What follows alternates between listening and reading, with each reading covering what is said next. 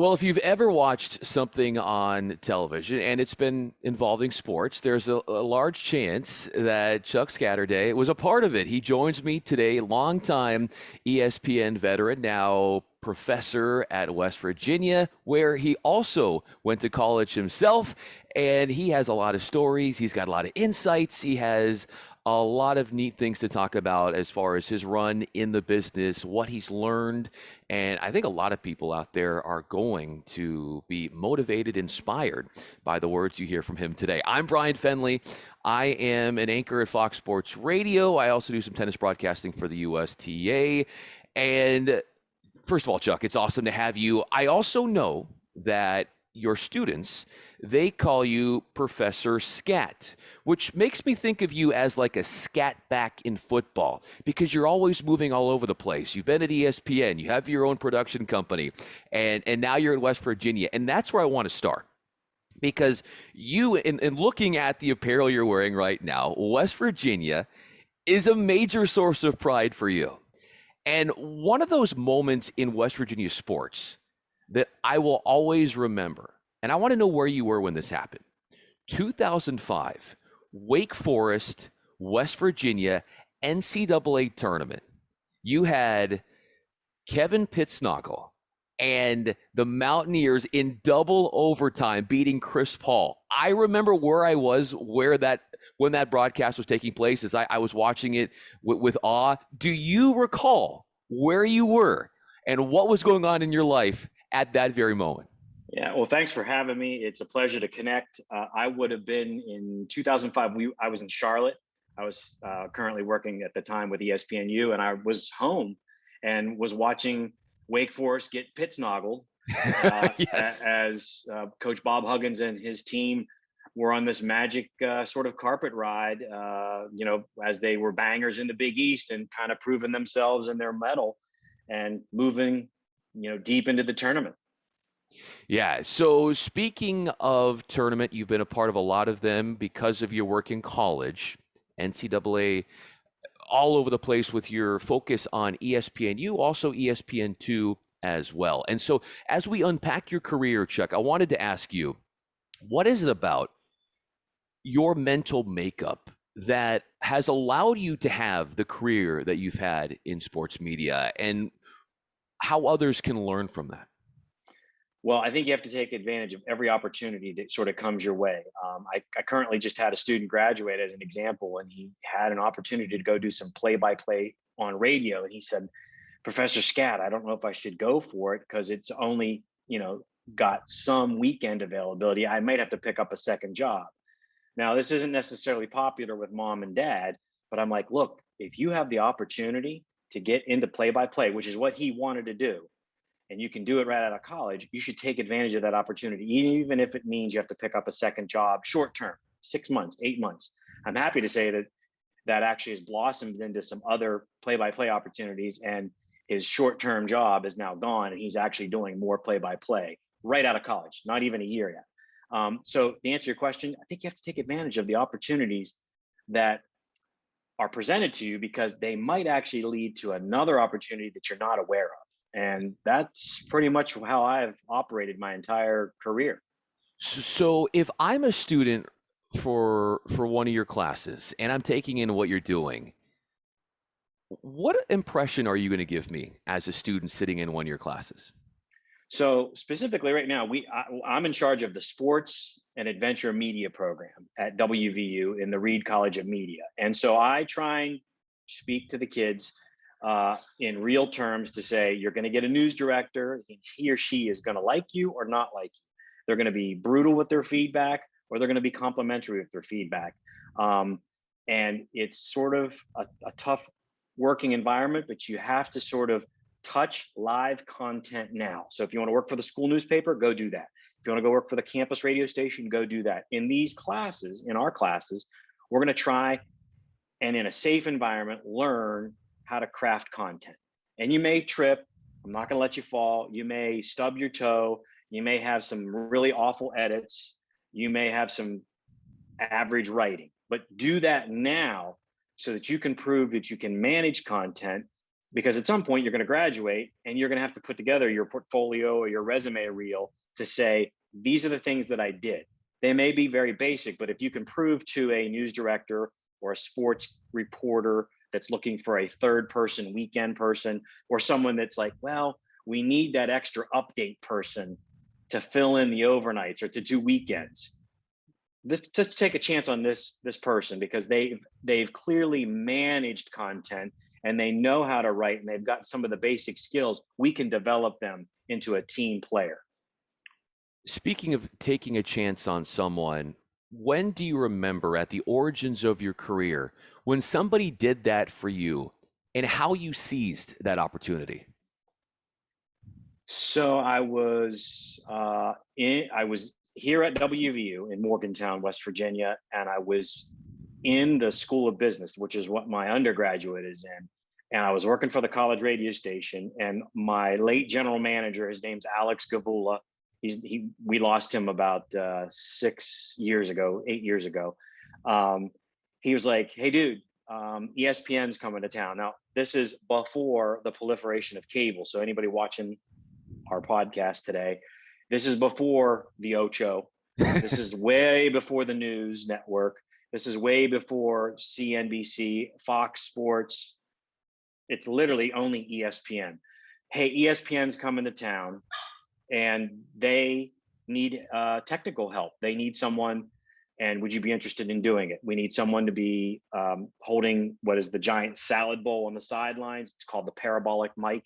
It's what you hear when you would hear Omaha, Omaha, or the audibles from the line of scrimmage. And I'm like, sure, I'll do it. Oh, I didn't know at the time you got paid, which was like $100. And I'm like, wait, you mean I can do this? I get paid, and it's sports, and it's fun. Sign me up. And Alex took a chance on me, and I will never forget that. And one thing led to another. He said, "We did a great job. When you want to do some other stuff." And so I started what was essentially in our business, it's called the audio part of television. And I was an A1 and an A2. And I started traveling as an A2, an audio assist. And the A2 does everything from setting up the booth to where's the sideline person going to be, to setting up all those parabolic mics, to helping the audio sound for a sporting event come together. And that then opened up a whole other set of doors, which we can discuss as we go chatting. Being that you opened a lot of those doors forthcoming, I think a lot of that stems from how fast of a learner you are. And how did you get to that in being such a fast learner and picking up things so quickly? A lot of trial and error, and sort of watching and observing. I'm probably that kind of a learner by watching, observing, and mimicking, which with YouTube is great because you can look at stuff and kind of figure it out. But before that genre, you would have had to do a little reading. You would have had to ask questions, and you would have had to be an observer of others around you, and then sort of engage. And then when you have opportunities, sort of do those things that you are observing, and then just be a sponge and try and figure out what those people that have the wisdom are doing and try and mimic it, and then make it happen for you. Chuck Scatterday is with us, known by his students as Professor Scat at West Virginia University. I'm Bryan Fenley, an anchor at Fox Sports Radio. This is the On to Something podcast as we highlight Chuck's career. So one of the things that I wanted to ask you about is, I'm sure when you're talking to your students, you have to basically display to them that being thick-skinned has to be part of your core in breaking through. And when in your own personal development, when you look at the steps that you took in your career, did you feel like, Chuck, that thick skin had to be tested the most, where maybe something wasn't going your way, but you kept with it, you believed in yourself, and ultimately there was a positive outcome at the finish line? Well, I can't remember a specific moment because there are a number of them, but I think what you're striking at is, and I try and tell the students, hey, you're gonna have a news director that will be hard on you in the future. But I'll also remember that if you've done your research, you've done a little bit of background, and you are trusting in your own abilities, you don't have to be derogatory and demonstrative in a negative way towards the person that might actually be your supervisor, but that you can, you know, you can agree to disagree and push back, and don't be afraid of it, especially if you know that you've kind of done your research. I'm not saying you're right and they're wrong. That's not what I'm saying, hey, I'm not sure we're going down the right path with this fill in the blank. Maybe we ought to consider this, and this is why. Uh, I'm a big believer, and I've tried to tell this to my students, is don't just create the problem. You may be able to flag that there is a problem, but you need to communicate what could be a solution to that problem. And a great example would just be simply like attending. So, I'm a little new school, I guess.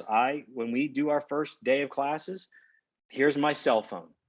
I need bonus two, 5 bonus points are on the line right now. You need to text me your name.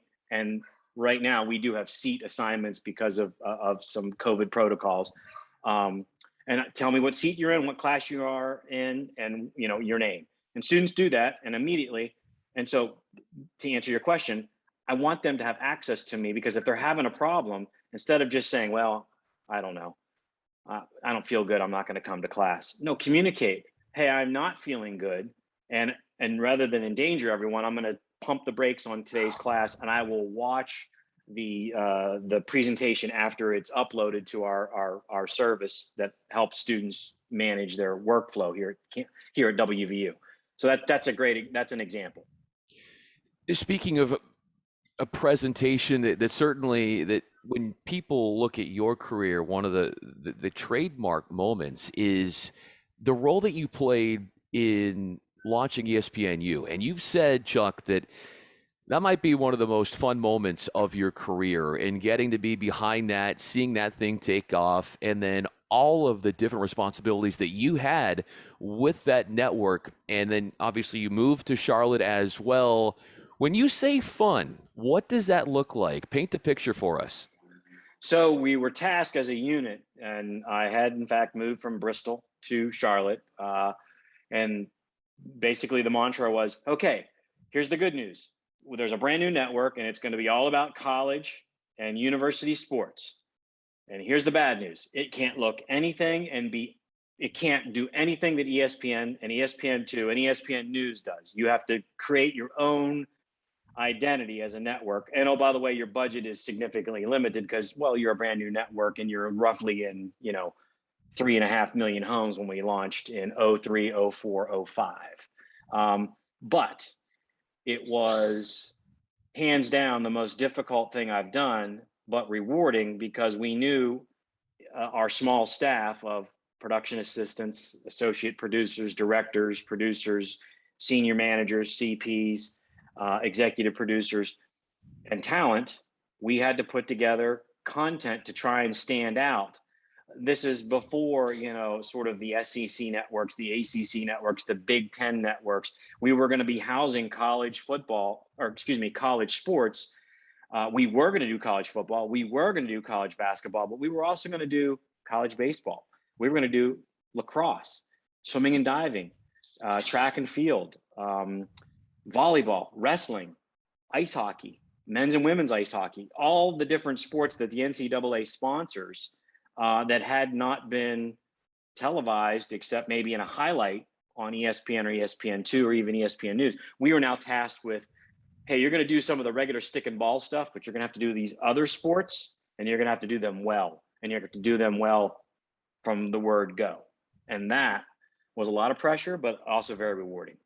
Speaking of stick and ball sports, I've been grateful to do 2 ESPNU broadcasts doing tennis and looking at all the different, like you pointed out, all of the different sports. You're talking about Olympic sports. Like you said, it's not just the football, the basketball, the baseball stuff on ESPNU. So you're basically touching lacrosse and all these other entities. And you said, yeah, it was a lot of pressure. When it was the most pressuresome, how did you handle that? Well, I could, lots to drink. No, none. I think it's you should have a little. I mean, it's actually in our forefront right now here in 2021. You need to have a little mental, fortitude, a little mental space to sort of collect yourself and be able to step away and have some of that downtime. But I think you also need to, trust the people around you, and you set forth goals or plans. I've often heard, like when I worked with Barry Melrose on NHL, he once said, Chuck, I can't imagine, I can't believe this sports stuff. It is the closest thing to like gaming, like preparing for an opponent.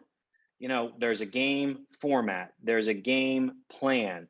Here's what we think they're going to do on offense. Here's what we think they're going to do on defense. And you have that sort of in your rundown. You have some of your graphics. You have some of your roll-in packages you want to do. And then his point, Coach Melrose's point was, but then you get in the game and things change. That player has gone out. The such and such, defender is not in the game because they got injured because of a heavy check. And so now you have to adjust in game. You have to do that in your coverage of what you thought you were going to talk about, and what you had as sort of roll-in packages is now gone out the window. You now have to follow the storyline and pivot in that direction. And I think sort of having a fresh attitude each and every day when you tried to come to work, and a positive attitude helps with that. And then trust the people around you. Trust the people around you. Mo Davenport, who was in charge of ESPN college football back in the day and then ultimately did ESPN radio, used to always say to all of us, produce from your position. If you're a production assistant and you're doing a highlight on, Pepperdine, make that the best highlight. If you're in graphics and you're on the X, Y, or Z machine, whatever machine you are on, produce the best graphics from that machine.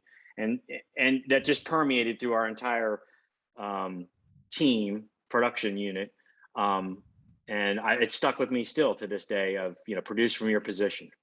Chuck Scatterday is with us, professor at West Virginia University. Spent about almost 2 decades with ESPN, also has a production company that he's been a part of and started. I'm Bryan Fenley, an anchor at Fox Sports Radio. This is the On to Something podcast. So you talk about how you got to be adaptable, malleable when live sports are happening, because there's a lot of things that you can't foresee. Circumstances come up and you have to be able to act on the fly. How would you rate the way in which you're able to handle a situation in a production truck, or maybe even in the classroom, but most likely in a production truck, when you think about your experiences at ESPN, where you were most proud in yourself, Chuck, in how you handled a situation that you weren't expecting, but it showed well on your ability to evolve and handle stuff that would arise? Well, I definitely think as I've gotten older, to answer your question, I try and come up with that steady hand. Yeah. And I've seen some of my student producers where as soon as they hit the commercial break, clear, back in 90 seconds. What are we doing? We're going to do this. And they're just really uptight. And I probably was that, where you know what it's like to be a talent on headsets, and True. you're the you're what the public is seeing or hearing. And so you need this calm voice in your earpiece to say, I'm not exactly sure what I'm going to do next, but I'm going to tell you. And I might tell you with 10 seconds to go in our commercial break, but I'm going to make sure I get you there and I'll guide you. And I think the most endearing quality, which I've had some talent say, is, hey man, I'm trusting you because I hear that calm in your voice. And so I'm going to trust you to whatever it is you're doing. And so to try and teach that to young up and coming producers is hard, because you just need the reps. But the old Charlie Steiner, Y2K, follow me to freedom. That was a joke and a spoof, the commercial. But you really want a producer to be able to say to the entire production truck, studio, whatever environment you're in, this is what we're going to do. This is how we're going to do it, and communicate all of it quickly and effectively. And that's hard to do. But if you can do all of that, you're going to build trust among your team, and you're going to have a great broadcast, and you're going to have your talent on board with you, and they're going to follow you. They're going to follow you because they're going to trust where you're taking them, which is ultimately entertaining the viewer. You spoke about Barry Melrose and certainly Charlie Steiner. Steiner, of course, former ESPNer. So was John Saunders, and I know you've worked with him, and I'd love to hear the effect that he's had on your life and what it was like for you working with him. John, we lost him way too soon. Salt of the earth,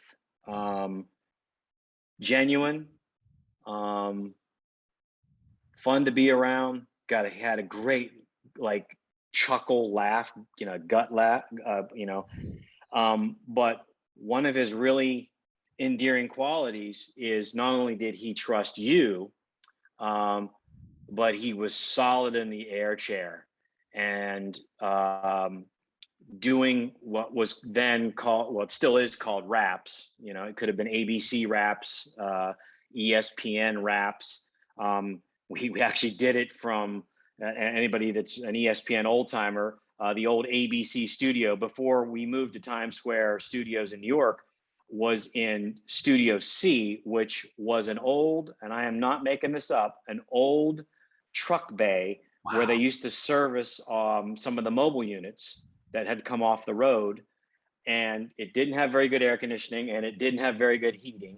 And you couldn't run, a shot sheet out to where it was from screening. Screening is where they took in our games and edit. You had to fax your shot sheet over to the studio in Studio C. And John was just outstanding and solid in the air chair. If there was a problem, if all 4 engines were on fire and we were going down, you at home had no idea the peril that you were all in. And he just was as smooth as glass. And I miss him. He loved hockey, and I loved being on hockey with him. John Saunders, as he is Canadian, and just a great guy. John, smooth as glass. Also, Chuck is smooth as glass. And hearing that obviously is the sign of a true professional. When you are able to not give any hints that things are a little chaotic, a little hectic behind the scenes, and here you are presenting and you make it calm, you make it presentable. You talk about the talent that you have to do that. And you see this on a regular basis. And somebody else during your ESPN tenure who certainly had to be formidable in terms of the way you looked at him, and we all admire his work, is Chris Berman. And you got to be a part of his fastest 3 minutes, if I'm not mistaken, and helping with the decisions and the content. What was it like in those pre-show meetings in tossing around ideas with Chris and getting content like that together? Well, he is genuine as well. I mean, he is what you see on television, and yucking it up can be him. Yeah. It is a little bit early. I would say at some point it was a little surreal when I realized, wait a minute, I've seen this guy on television and now I'm working alongside of him. He's got an attention to detail, which is good. He will push to make sure everything is correct, which ironically is one of the bases that I teach my sports and adventure kids is, you may just be reporting on this. You have to be accurate. Your words matter, and you have to report the truth. That is really important, even in a sports or adventure. I get it. I try and tell them, I get it. Things are happening politically around us, but that's still true in sports and adventure. You have to report what's happening. And so working with Chris Boom Schwa was just awesome. He used to, I felt fortunate and blessed. He used to call me Scatterday. He used to call me in the park for Scatterday in the park. It must have been the 4th of July, because he loves to give musical nicknames, and he couldn't always sing that to me. So he would occasionally just say in the park. And I knew he was trying to get my attention through all that was going on in the control room. And yes, doing the fastest 3 minutes, which then was Sunday Night Football. My line producer was Rob Lemley, still very close in touch with him. He's still at ESPN. And there was 3 or 4 other gentlemen that I worked with in what was called the Raps unit. And we did everything in and around Sports Center. And again, no 2 nights or days were ever the same Yes. in almost 15 years in Bristol. And then from your time in Bristol, and then you also had a stint in Charlotte. Then you go and you start to focus on West Virginia, which is obviously a place where you went to college and you helped build up that student radio station, if I'm not mistaken. So it's sort of come full circle for you. So what I noticed from you, Chuck, is you have a really strong nostalgic gene in you that you're very loyal to your roots. And as we see the contributions and the efforts that you're putting in college at West Virginia right now, why is it so important for you to be at a place that gave you your start and to now have that opportunity to help so many others who at an institution way back helped you get yours? Well, I think people will say this about wherever they go, but I will say in West Virginia, I mean, people really do have a big heart. They're neighborly. It is a little small town-ish, although with our undergraduate and graduate population, the campus enrollment is pushing 36,000. So it's got some good size to it. The school gave me a chance. I love this business because you can always pay it forward. And I think that is, I think that happens in a lot of businesses, but I think there's also some proprietary, like, oh, I'm not going to do that because you could take my job. I mean, there's so much content out here and there's so many this and there's so many, I mean, there's so many podcasts and that's great. And so I think there's opportunities for everyone. So to not play it forward is something I don't want to do. I do want to pay it forward, and so now I have an opportunity through my relationship teaching sports and adventure media at the Reed College of Media here at WVU, and doing sports productions sort of on the side when I still can. I have a couple coming up, and the administration likes that because it puts me out there with the students working in a real environment. They have to really understand what we're doing because we're doing things for ESPN, Big 12 now on ESPN Plus. Chuck, I would always say that in this business, from my experiences at least, that it's so much more important to get that on-hands training than anything you would read in a book. Like there's some degrees in college where, yeah, you've got to be reading and learning and soaking up knowledge.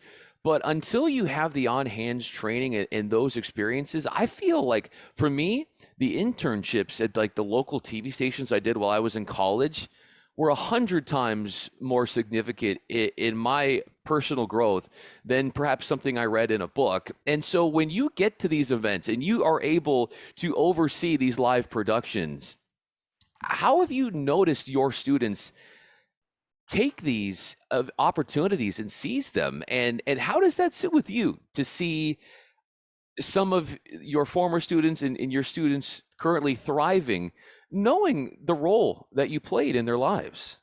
Well, I mean, I think it's sort of a little bit of practice what I've been preaching. And so that is, I want them to touch and manage live content or content, even if it's digital and it's part of the newspaper and it's biweekly or it's a blog or it's a Twitter account.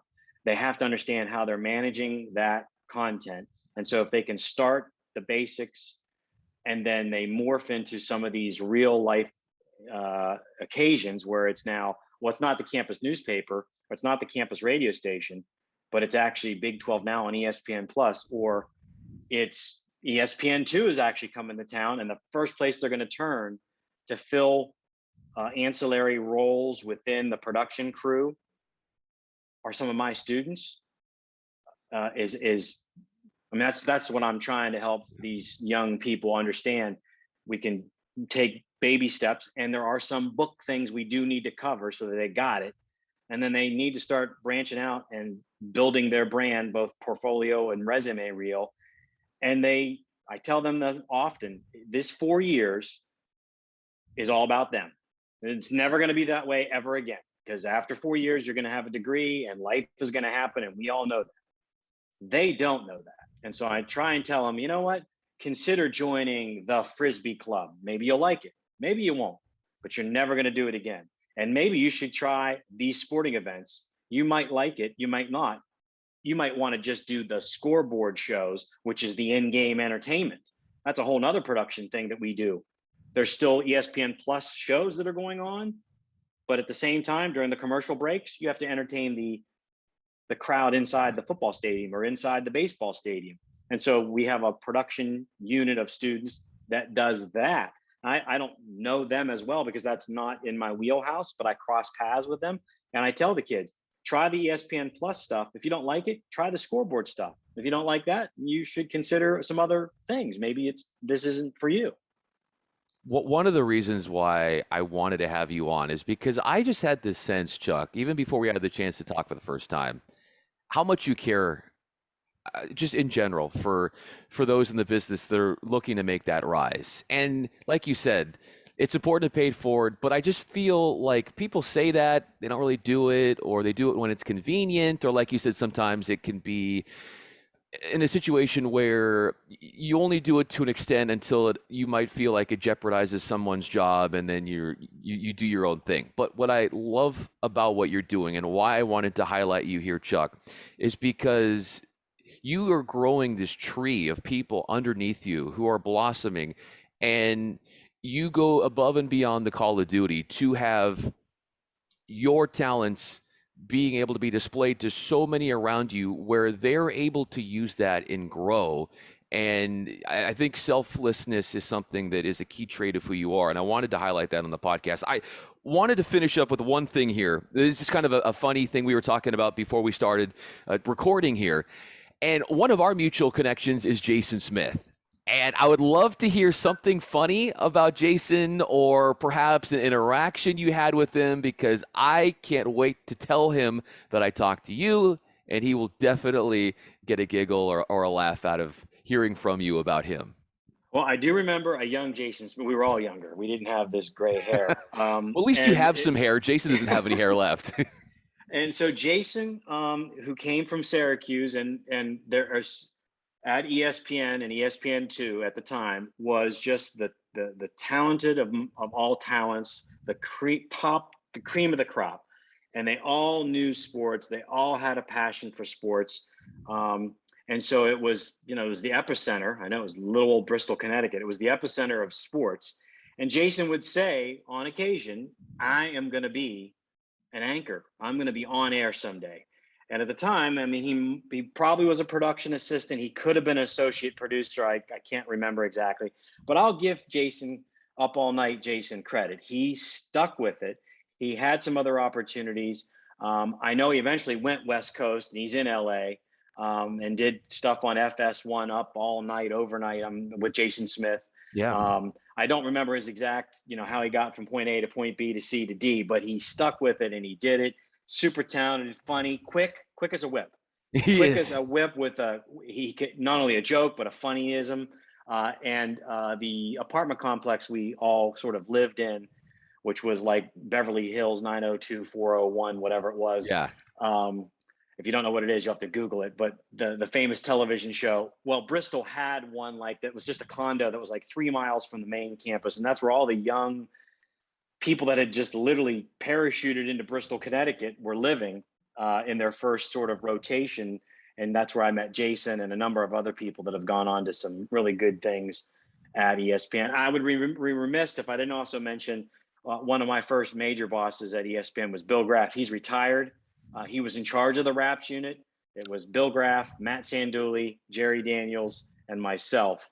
And those, individuals, I'll have to send you a photo. We actually had we had a reunion of the ESPN old timers, and the three of the four of us were able to join that reunion. And it was good to see them. And you led when we got on the beginning of the podcast that I would have had maybe something to do with sportscasts or events that people would have watched basically over the last 15 years or so. Well, Bill, Matt, and Jerry would have been the others that we were the steady eddies on the bridge, and I did a lot with them, their families, kids, wives, working long holidays, missing birthday parties.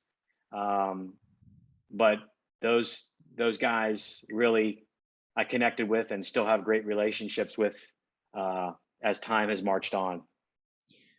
Passion. He's so caring. He's so driven. He is so talented, so much of an advocate in giving back. It is the great Chuck Scatterday, now with West Virginia University, now a professor extraordinaire. Those students are spoiled, Chuck, to have you in what you do at the university, given all the experience, all the stories you have from ESPN and your production company. And I can't even imagine. If I was eligible to go back to school, I think I would learn a lot from one of your classes and would be better off because of it. Chuck, thanks for doing this. I'm Bryan Fenley, an anchor at Fox Sports Radio. So grateful to have you on and thankful for your time.